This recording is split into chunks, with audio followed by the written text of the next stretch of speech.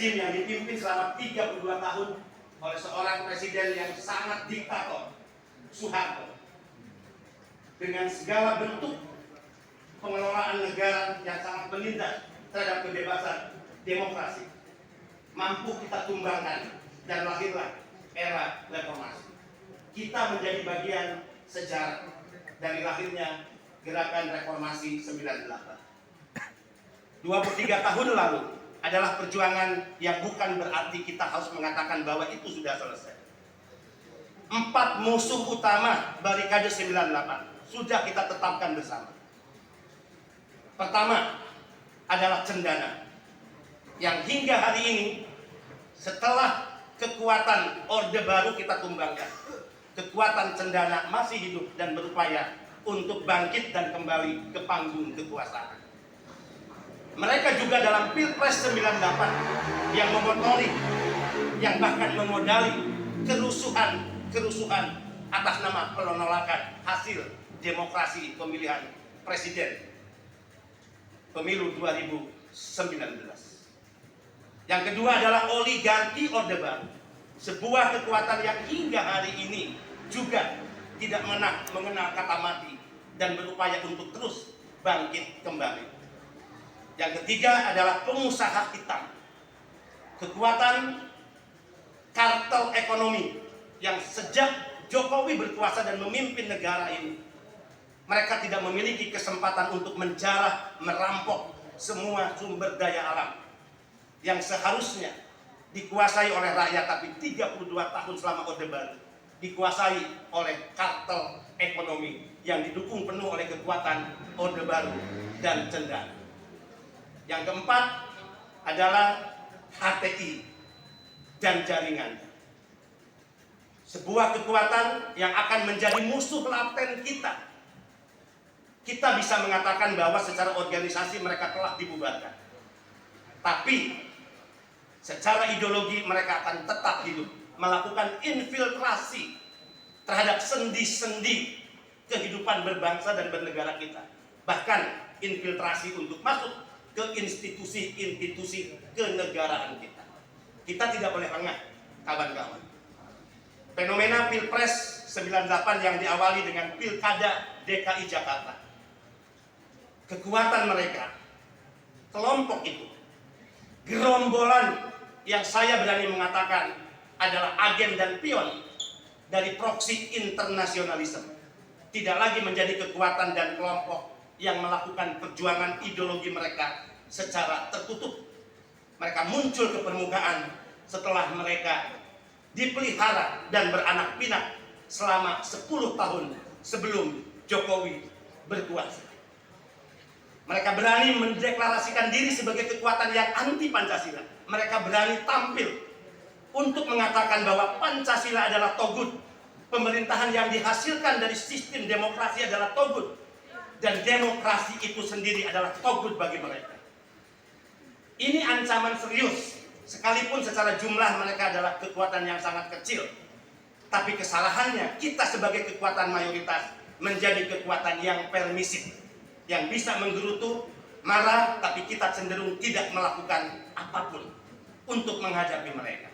Saatnya narasi-narasi mereka kita lawan dengan kontra narasi. Saatnya gerakan politik mereka kita lawan dengan gerakan politik kita. Dan saatnya jika mereka mengatakan revolusi, maka kontra revolusi akan kita lakukan untuk menghadapi mereka. Kawan-kawan, ini tugas sejarah kita. Sekali lagi, ini tugas sejarah kita. Indonesia dengan multikultur, suku, agama telah bersepakat ideologi kita adalah Pancasila dan bukan atas nama agama. Tapi jika kekuatan mereka hari ini dengan berani muncul ke permukaan, maka sesungguhnya mereka telah mengibarkan bendera peperangan itu sendiri. Jadi hal yang keliru jika kita yang melahirkan reformasi 98, jika kita yang bertanggung jawab atas sejarah perjalanan perjuangan reformasi 98, demokratisasi dan cita-cita bernegara ini, kemudian kita mengambil sikap diam dan tidak melakukan apapun. Kita lihat pilkada DKI Jakarta. Berawal dari seorang tokoh dan anak bangsa yang bernama Ahok. Hanya karena dia seorang Nasrani. Hanya karena dia seorang etnis Tionghoa. Hanya karena dia bermata sipit. Kemudian Ahok dikafirkan. Dan seolah-olah tidak memiliki hak sedikit pun untuk menjadi pemimpin di DKI Jakarta dan di negara ini. Kita harus berani mengatakan, Jakarta ibu kota negara pernah dipimpin oleh seorang anak bangsa yang beragama Nasrani dan berasal dari Sulawesi Utara, Bapak Hens Ngantung. Dan di saat itu tidak ada penolakan sedikit pun yang dilakukan oleh siapapun dan mengatasnamakan apapun. Artinya, kita bersedia dan siap menerima siapapun yang memimpin negara ini. Bahkan pemimpin di daerah-daerah ini, sepanjang mereka memiliki komitmen untuk menciptakan keadilan bagi siapa. Kita tidak akan pernah mempersoalkan dia beragama apa. Kita tidak akan mempersoalkan dia dilahirkan di mana. Dan kita tidak akan mempersoalkan dia bersuku apa. Komitmen ini yang harus kita jaga. Kelompok-kelompok itu semakin liar dan gerombolan-gerombolan itu semakin nyata nampak ke permukaan. Mereka adalah serigala-serigala yang suatu saat akan menerkam dan membunuh kita. Satu kebodohan jika kita tetap tertidur lelap. Kita tidak melakukan apapun dan kita tidak mengambil sikap untuk menghadapi mereka dengan cara yang kita miliki. 4 musuh barikade 98 adalah bagian dari deklarasi kita, proklamasi kita bahwa kita kekuatan mayoritas, bahwa kita kaum nasionalis tidak akan lagi untuk berdiam diri membiarkan republik ini dicabik-cabik oleh mereka yang selalu mengatasnamakan agama yang sesungguhnya untuk kepentingan politik itu sendiri. Tanah tumpah darah, di sanalah Indonesia kebangsaan, bangsa dan marilah kita bersatu. Hiduplah tanahku, hiduplah airku semuanya. Bangunlah jiwa merdeka, merdeka, tanahku negeriku yang ku cinta.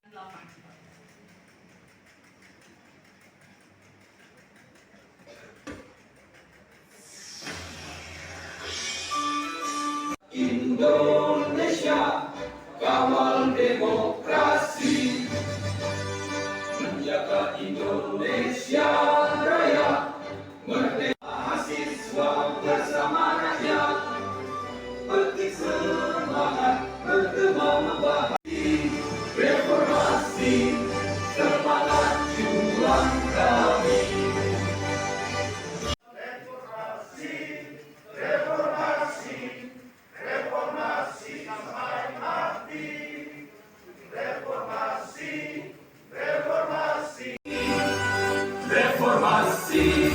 Reformasi, semangat juang kami. 2. Perjuangan bersama rakyat. Untuk Ma'ruf Amin. Dari segala upaya sabotase. Hasil pemilu 2019. 3. Menjadi barikade. Dan tipu daya ideologi transnasional yang hendak mengganti ideologi Pancasila dan undang Indonesia Raya, jiwa raga kami. Indonesia, kawal demokrasi, menjaga Indonesia Raya, merdeka. Reformasi, semangat juang kami. Reformasi, reformasi, semangat juang kami. Menjaga keutuhan negara kesatuan Republik Indonesia.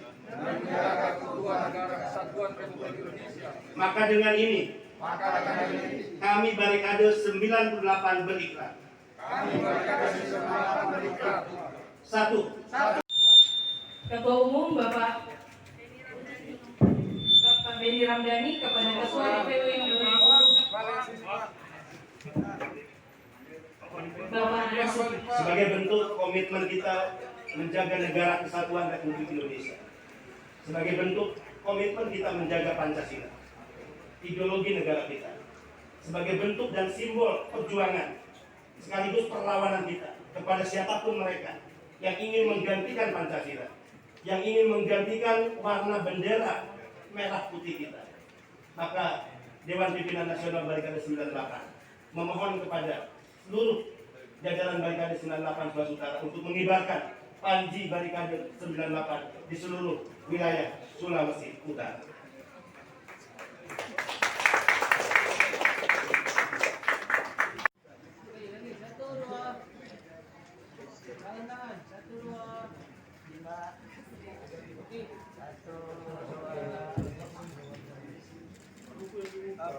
Anak izin 1, 2. Barikade 98, Kawal demokrasi, jaga Indonesia. Sekali lagi, Barikade 98. kawal demokrasi, jaga Indonesia. Barikade kawal demokrasi, jaga Indonesia. Barikade kawal demokrasi, jaga Indonesia. Terima kasih. Tuhan memberkati kita semua. Tuhan memberkati Sulawesi Utara. Tuhan memberkati Indonesia.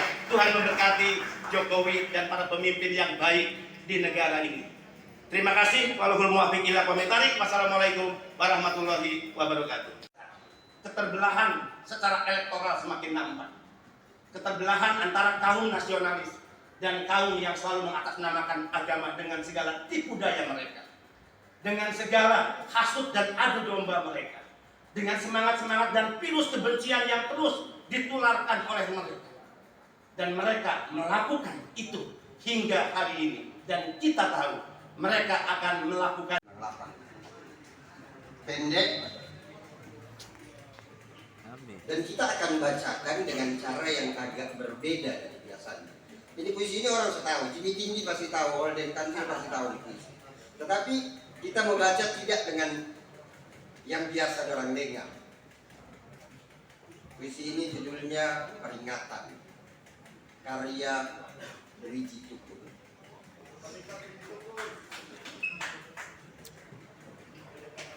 Jika rakyat pergi ketika penguasa pidato, kita harus berhati-hati. Barangkali mereka putus asa. Kalau rakyat bersembunyi dan berbisik-bisik ketika membicarakan masalahnya sendiri, penguasa harus waspada dan belajar mendengar. Bila rakyat berani mengeluh, itu artinya sudah gawat, dan bila omongan penguasa tidak boleh dibantah, kebenaran pasti terancam. Apabila usul ditolak tanpa ditimbang, suara dibungkam, kritik dilarang tanpa alasan, dituduh subversif dan mengganggu keamanan, maka hanya ada satu kata. Terima kasih. Tanda awas bagi kita semua. Setiap negara akan menghadapi persoalan-persoalan yang terkait isu ekonomi, masalah sosial, hukum, politik ya. Semua negara tidak akan pernah lepas dari isu-isu dan problem-problem itu. Tapi khusus Indonesia ada dua bahaya laten, ancaman yang sangat serius, tidak hanya bagi kehidupan warga negara tapi juga eksistensi bernegara. Pertama adalah bahaya laten Orde Baru, sebuah rejim yang pernah berkuasa 32 tahun, rejim yang mengelola kekuasaan ini secara sentralistik, rejim yang dipimpin oleh seorang presiden yang sangat diktator, yang demi ambisi kekuasaan dia bisa menghalalkan segala cara, kompromi dengan negara lain, dan bahkan bisa menjual tanah air ini. Dan itu dibuktikan saat kudeta terhadap Soekarno di tahun 1965 dengan memberikan kekayaan emas, sumber daya alam yang kita miliki terbesar bahkan kepada CIA, kepada Amerika. Dan karena itulah kemudian Soeharto berkuasa selama 32 tahun. Kita sudah melewati masa yang suram dan buruk di situasi Orde Baru. Ancaman yang kedua adalah ideologi transnasional. Nah, agen-agen dari proksi internasionalisme, mereka yang disebut pion, adalah kelompok yang kemarin nampak ke permukaan dimulai di Pilkada DKI, kemudian mereka tampil lagi di Pilpres 2019. Isunya pasti selalu menggunakan tema agama. Kalau tidak bicara PKI, komunisme, maka yang akan mereka bicarakan adalah isu asing-asing. Nah, sebetulnya ini adalah tipu daya dan mustihat mereka. Karena cara yang paling efektif untuk memobilisasi umat Islam, maka isu PKI dan komunisme yang diangkat. Karena masyarakat Islam punya catatan sejarah yang sangat buruk dengan PKI dan komunisme di masa lalu. Jadi untuk memobilisasi sentimen Islam, maka isu yang mereka gunakan itu pasti komunis dan PKI. Tapi untuk memobilisasi masyarakat pribumi, maka mereka menggunakan isu asing dan asing. Kemudian dibungkus dengan jubah atas nama agama, karena masyarakat Indonesia mereka tahu persis negara yang memiliki market ya yang paling seksi jika sudah bicara atas nama agama, karena negara ini negara yang penduduknya mayoritas Islam. Nah, kita ingin menyadarkan melalui alarm yang kita sampaikan melalui pembentukan atau pengukuhan DPW Barisan 98, ayo kekuatan bahaya laten ini tetap ada dan dia akan terus hidup untuk satu saat apa yang menjadi cita-cita pengambil alihan kekuasaan untuk mereka berkuasa kembali itu pada saatnya menemukan momentum. Nah, kita tahu persis secara jumlah mereka kecil, tapi yang disayangkan adalah kelompok nasionalis, mayoritas masyarakat kita cenderung menjadi masyarakat yang permisif, menggerutu, marah, tapi diam dan tidak melakukan apa-apa. Sehingga kita tidak bisa membiarkan kelompok-kelompok ini secara demonstratif bahkan terbuka melakukan perlawanan secara nyata, bahkan berani mengatakan Pancasila itu adalah ideologi togut ya, yang tidak harus diyakini untuk diakui sebagai ideologi negara ini. Pemerintahan yang dihasilkan oleh sistem demokrasi yang dianggap togut juga adalah pemerintahan yang tidak layak untuk dipatuhi dan diakui oleh mereka. Tapi munafiknya mereka hidup di negara ini. Kan gitu.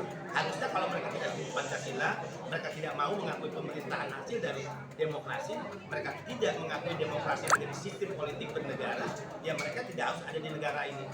Tapi kenapa mereka ada di negara ini? Karena mereka pion dan agen dari proksi internasionalisme.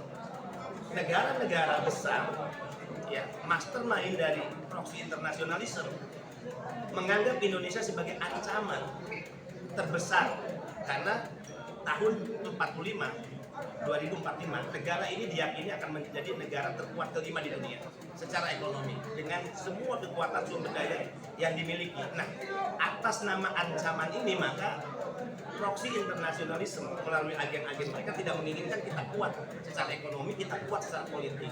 Maka negara ini harus dihancurkan. Coba lihat, ketika kita bicara tentang nasionalisme, maka dimunculkanlah separatisme. Ya, ketika kita bicara tentang kedaulatan politik, maka dimunculkanlah kelompok-kelompok perlawanan anti pemerintahan. Ketika kita bicara kemandirian ekonomi melalui penguasaan sumber daya alam, blok rokan, ya, kemudian juga Freeport yang sebagian besar mengikuti dalam penguasaan kita. Yang terjadi di Papua adalah memunculkan kelompok-kelompok separatisme kembali yang ingin memisahkan diri dari NKRI misalnya.